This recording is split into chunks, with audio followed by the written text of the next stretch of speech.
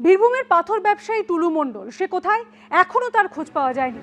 আর ইতিমধ্যেই গ্রেপ্তার তার আরও 3 ম্যানেজার, ধৃত রিপন মণ্ডল, শেখ রিয়াজুল ইসলাম, শেখ নূর আলম। এ বিষয়ে আরও বিস্তারিত জানাবেন আমাদের সঙ্গে টেলিফোন লাইনে রয়েছেন প্রতিনিধি পার্থ প্রতিম ঘোষ। পার্থ, গত 29শে জুলাই যখন টুলু মণ্ডলের এই যে বিপুল পরিমাণে টাকা উদ্ধার হয় মিনার মণ্ডলের বাড়ি থেকে, এবং তারপর থেকেই হচ্ছে ফের তার অনেক আগে থেকেই টুলু মণ্ডল অন্যত্র চলে গিয়েছিল, এবং টুলু মণ্ডলের খোঁজ যখন পুলিশ তারপর থেকে শুরু করে কোন রকমভাবে খোঁজ পাচ্ছিল না। এবং এই তুমি জানো যে টুলু মণ্ডলের মামলায় এর আগে 3 জনকে গ্রেপ্তার করেছে পুলিশ, তার মধ্যে মিনার মণ্ডল, এছাড়া আরো 2 ম্যানেজার ছিল, সীতেশ প্রামাণিক এবং তার পাশাপাশি রহিমউদ্দিন মণ্ডল নামে। এবং এই টুলু মণ্ডলের এই যে সিন্ডিকেটটা যারা চালাতো তাদের বাকিদের যখন খোঁজ শুরু করছিল, তখন পুলিশের কাছে গোপন সূত্রে খবর দিয়ে শান্তিনিকেতনে সোনাঝুরির কাছে একটা গ্রামে, সেখানে হচ্ছে এই 3 জন যারা হচ্ছে টুলু মণ্ডলের একদম অ্যাসোসিয়েট এবং ম্যানেজার হিসেবে কাজ করতো, তারা হচ্ছে লুকিয়ে রয়েছে।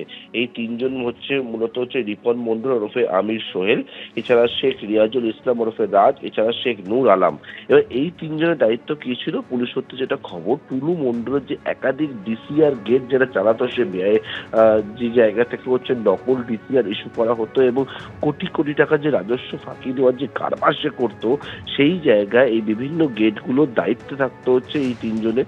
এবং এই 3 জনের দায়িত্ব মূলত হচ্ছে ক্যাশ হ্যান্ডলিং এর, অর্থাৎ কোন গেট থেকে কত টাকা উঠছে সেই সমস্ত বিষয় হিসেব করা, এবং সেই টাকা এক জায়গা থেকে কালেক্ট করা, অন্য জায়গায় কিভাবে পাঠানো হবে, এই গোটা যে নেটওয়ার্কটা সিন্ডিকেটটা, সেই সিন্ডিকেটটা কিন্তু চালাতো এই টুলু মণ্ডলের এই সহযোগীরা।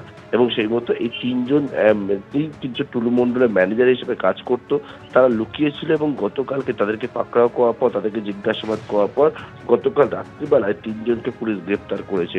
অর্থাৎ টুলু মণ্ডল কাণ্ডে এখনো পর্যন্ত গ্রেপ্তারের সংখ্যা দাঁড়ালো 3। তুমি জানো গতকালকেই কিন্তু আদালতে যে বিষয়টা উপস্থাপন করা হয়েছে এবং পুলিশের তরফ থেকে বলা হয়েছে, বিগত 5 বছরে টুলু মণ্ডলের এই যে সিন্ডিকেটটা কাজ করছিল, সেক্ষেত্রে যে রাজস্ব ফাঁকি দেওয়ার যে হিসেব তারা পেয়েছে, সেটাকে চমকে দেওয়ার মতো।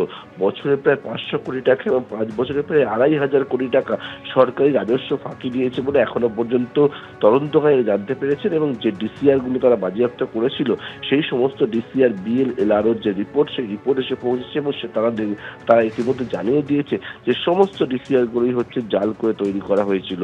এবং এই 3 জনকে আজকে সিউড়ি আদালতে পেশ করা হবে এবং তাদেরকে নিজেদের কাস্টডিতে নিয়ে তদন্তের পরবর্তী যে পর্যায়ে সেটাকে এগিয়ে নিয়ে যাবেন তদন্তকারী আধিকারিকরা।